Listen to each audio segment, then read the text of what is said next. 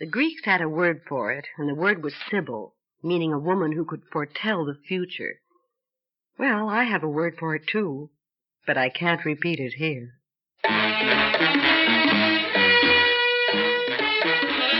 Theater 5 presents The Sybil of Sycamore Lane.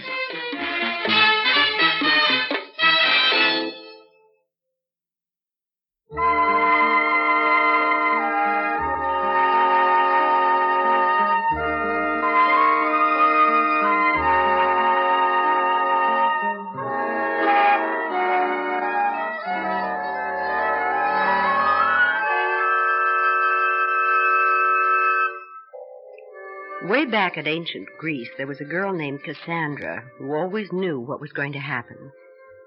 She probably didn't know when she first realized she was a Sybil or a prophetess or whatever they call it. But I can tell you when I realized that I was. It was on a perfectly ordinary Thursday. At least, it was ordinary up to about 4 o'clock. By that, I mean I'd spent the day the way any suburban housewife with 2 children would, being chauffeur, laundress, cook, gardener, what have you. But a little after 4, the bell rang. And somehow I knew who it was before I opened the door. Hi, Kate. Oh, hello, Ethel. I knew it was you. Come on in. What do you mean you knew it was me? How? I guess I must be psychic. I was going to phone you, but then I thought... She won't be home now. Phil's mother's there, so Ethel left the kids with her and went to the sale at Moreland's. But she'll stop off here afterwards. And just at that minute... There I was. That's right. Is that where you were? At Moreland's? Mm-hmm. Kate, you've got to go over there. They've got some absolutely terrific buys. Well, maybe I will tomorrow. Why not now? The kids, I don't want to take them there with me. It's probably a madhouse. Oh, it is. But if you like, I can stay here with them. Where are they? Out in the yard. Well, it's awfully nice of you, Ethel, and I'm tempted, but... Excuse me. Linda, Sammy, come in here. What did you say, Mommy? I said come in here at once. All right, Mommy. Come on, Sammy. Anything wrong, Kate? What? Oh, What in the name of... What's that? what's what? Well, that piece of metal out there. It came from up there. The sky. It fell. I'll say it did. Look what it did to the lawn. Kate, what made you call the kids in like that? I don't know, Ethel. I just... Why? Thought you were kidding when you said you were psychic. But you must be. Because... Well, just look where the darn thing landed. Right where the kids were playing. If you hadn't called them in, they might have been killed. You're right. I don't know what it is or where it came from, but I'm going to call the police. Killed? Oh, my darling. Oh, Linda, Sammy.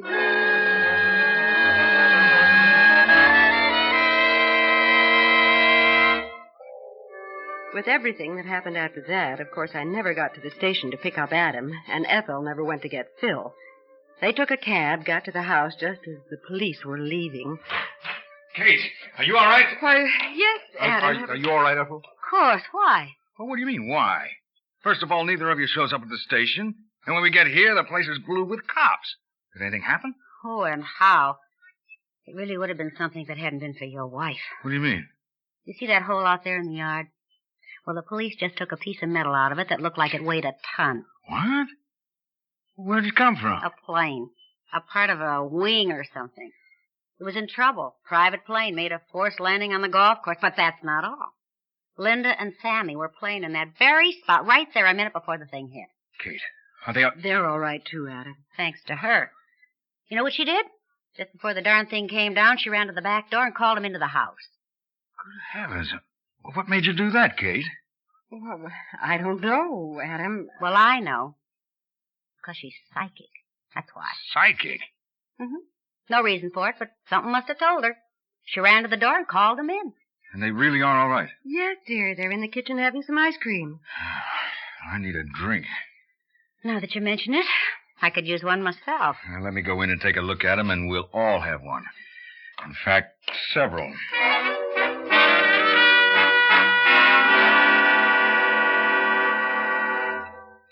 What do you mean, nonsense? Didn't you ever hear of anyone knowing about something before it happened? Like who? Like the fortune teller at the Gypsy Tea Room who told Gloria Bass Joe was going to leave her. You didn't have to look at tea leaves or her hand to know that. You just had to look at Gloria. Very funny. You're being very quiet, Phil. Where do you stand on all this? Oh, it's hard to say, Kate. Adam's right about the Basses, but, well, on the other hand, well, there are a lot of things we still don't know much about, like extrasensory perception, all that. Oh, for heaven's sake. Oh, okay. Come on, we better get going, Ethel. It's almost 7. But before we do, you wouldn't be psychic about anything else, would you, Kate? Like, maybe the stock market? It's funny you should mention that. Is there a stock called Continental Chemical? Yeah, I think so. Why? I don't know. The name just came to me. Mm-hmm. That's very interesting. All right, Ethel, let's go.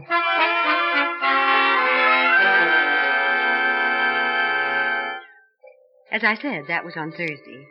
The next day, when word got around, there were several phone calls about what had happened and quite a bit of talk. And the kids must have heard some of it because when we were driving to the station to pick up Adam, Linda said, Mommy, what does psychic mean? well, it means knowing about something, well, knowing it's going to happen before it does happen. Oh. Like what? Like, well, knowing that light is going to change, turn green before we get to it. It did. Yes, of course.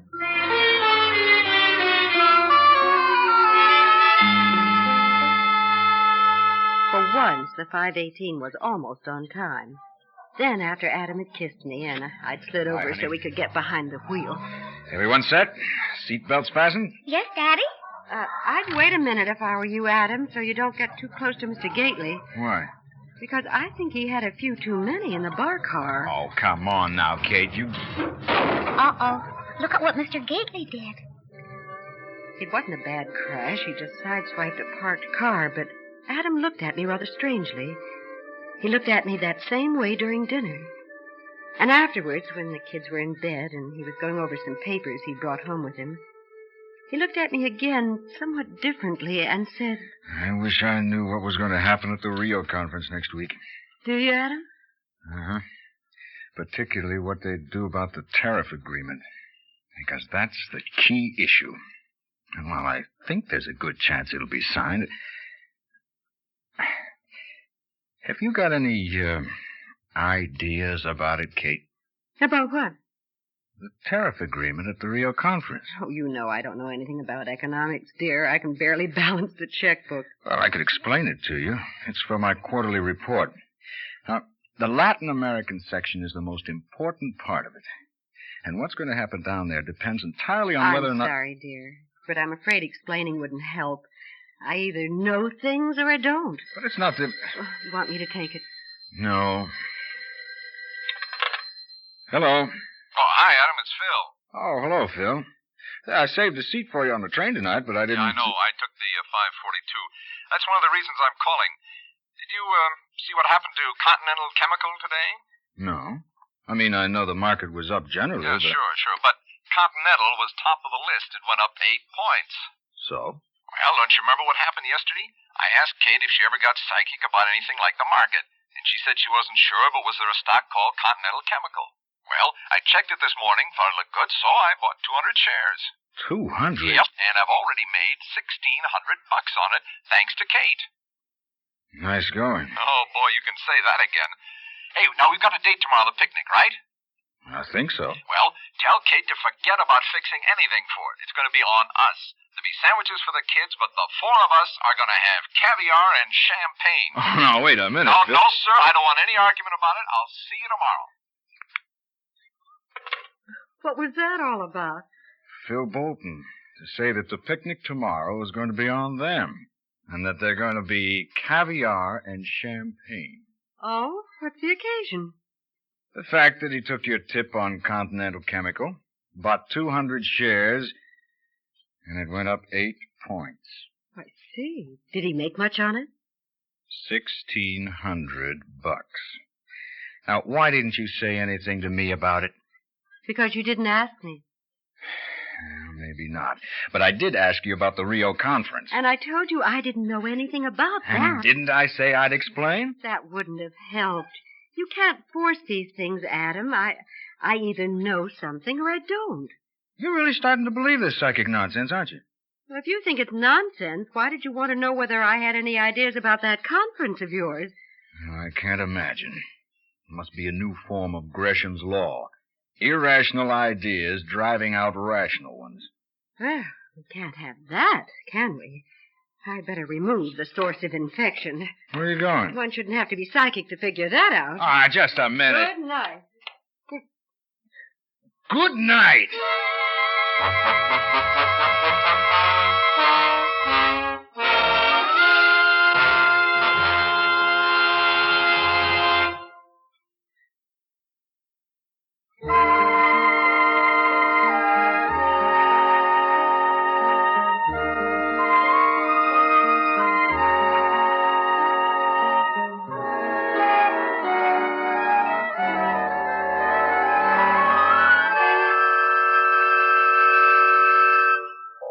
I went upstairs, got into bed, feeling a little upset. A little, but not too upset. After all, we'd been married for over 10 years and had disagreements before. Like this one? Well, maybe not exactly like this, but it's not serious. You'll see. He'll come upstairs, bumble around getting undressed, and he'll come over and say something, Kate or darling or something like that. You think so? Okay. Let's see. Well, about a half hour later, he did come up. But he didn't come over. Didn't say anything. He just got into his own bed and went to sleep. Well? All right. I guess maybe it's worse than I thought. Do you know why? What's wrong? Of course. He's a darling. Attractive and intelligent. And while he's always helped out with the kids and around the house, he thinks that there are certain things that are the man's department and others that are the woman's. And how do you feel about it? I'm all for it. I want him to be the man, the head of the family, and make the decisions, especially as far as money is concerned. Then why did you give Phil that hot tip about the stock? After all, Adam's an economist, and that was really moving over into his territory. I know. I guess it was a mistake. But Phil asked me, and... Well, what are you going to do about it? The whole situation? I'm not sure. When you discover you have a special talent, a gift like this one, you can't just forget about it. It's too valuable and important. More important than your marriage? No. And, of course, he was particularly annoyed tonight, even before the stock business, because of that bit about the conference. But, well, perhaps things will be better tomorrow. You mean you don't know how things will be tomorrow? No, I don't know everything. Really? Good night.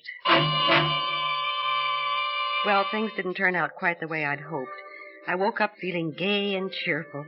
It was Saturday, which was always fun, and it was going to be more fun than usual today because we were going on that picnic with the Boltons.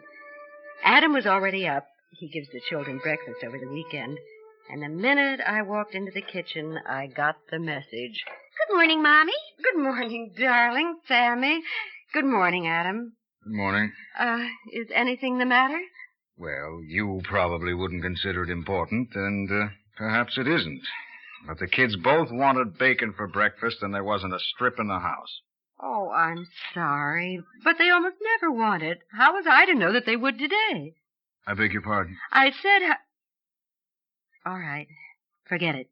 You two having a fight? No, dear, of course not. Are you sure? Of course. Daddy doesn't look so sure. He sure doesn't. Eat your cereal. So everything was going to be all right today. You're some psychic, Toots. You better do something and do it fast. But I told you I don't want cereal this morning. I said I was sorry about the bacon. Now you can have some for breakfast tomorrow. All right, Mom. What time are we going on the picnic? We're not. We're not? Why? If you look outside, you'll see. It's going to rain. But we were supposed to go on a picnic. It was all arranged. Mommy, is it going to rain? Okay, Kate. Here's your chance. I don't think so. What'd you say? I said I don't think it's going to rain. In fact, I'm quite sure it's not. Then we can go, can't we? I mean, if Mommy says it's not going to rain, it's not Just going... a second. Have you taken a look outside, Kate? Yes, it's quite gray, but that doesn't mean anything. Well, then may I inform you that I listened to the news and weather at 8 o'clock, and the forecast was for thunderstorms. That doesn't mean anything either. Aren't the forecasts ever wrong? Occasionally. But, of course, you never are. I didn't say that. I just said it wasn't going to rain today, and I... Oh. Hello. Hi, Adam. I thought I'd better check in with you so we could decide what to do about the picnic. I mean, it's obvious it's off for today. No, not necessarily. Kate says it's not going to rain. It's not? That's what she says. Is she sure? Apparently. Oh. Well, if she says so, I'll tell you what. Why don't we wait till this afternoon, say 2 o'clock, and if it hasn't rained by then, maybe we'll go after all. Fine. Are we going? We'll wait till 2 o'clock and see what the weather's like then. 2 o'clock? What are we going to do till 2 o'clock? Ask your mother.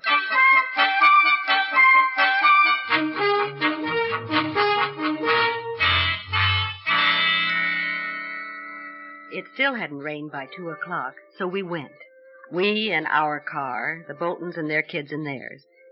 No one else was at the picnic grounds, which wasn't surprising since the sky looked the way it must have just before Noah said, all aboard. When I got out of the car, Phil said... Look, Kate, I've got all the faith in the world in you, but... But what? Are you sure?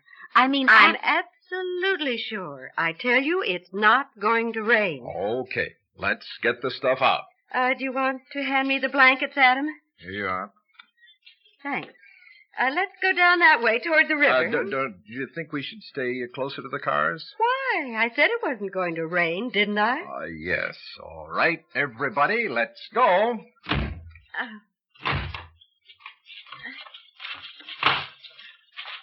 There's a good place. Over there, next to the... Oh! Mommy! Okay, back to the car, everybody. Run! They ran, and I stood there trying to look disconcerted and miserable. I was soaked, of course, but I didn't mind. The timing had been perfect. Then suddenly, there was Adam. Here, get under this. Oh, thanks, Adam. Where did you get the umbrella? Where do you think? I may not be psychic, but I'm not a complete idiot. No, you certainly aren't. I'm sorry. That's all right. We're none of us perfect. Can I ask you something? Of course.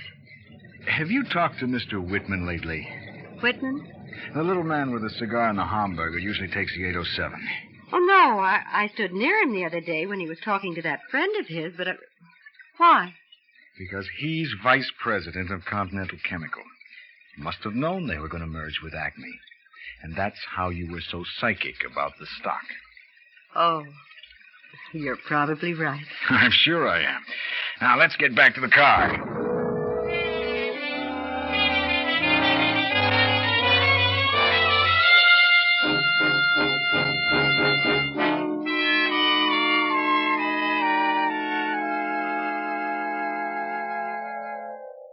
We had the picnic in the Boltons' rumpus room, and it was fun.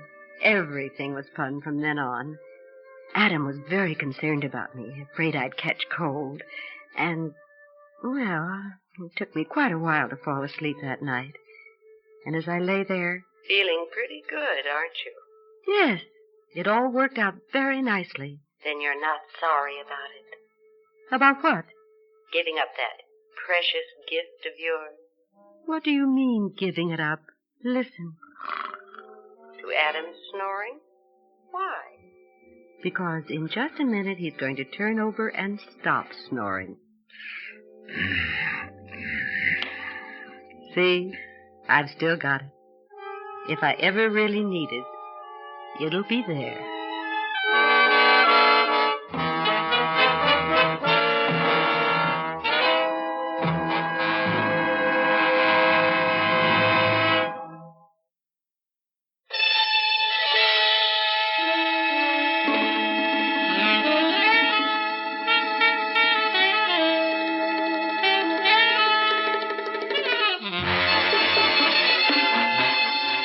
Theater 5 has presented The Sybil of Sycamore Lane, written by Robert Newman, produced and directed by Warren Somerville. In the cast, Fran, Carlon, Stan Watt, Evelyn Juster, and Casey Allen. Audio engineers Neil Pultz and Marty Folia. Sound technician Ed Blaney. Script editor Jack C. Wilson. Original music by Alexander Vlastotsenko. Orchestra under the direction of Glenn Osser. Executive producer for Theater 5, Lee Bowman. We invite your comments. Write to Theater 5, New York 23, New York. That's Theater 5, New York 23, New York.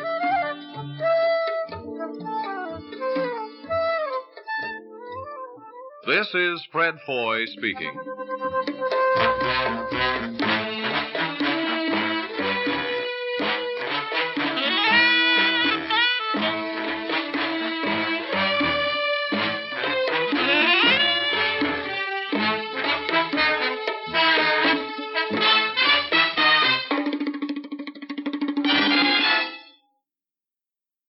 This has been an ABC Radio Network production.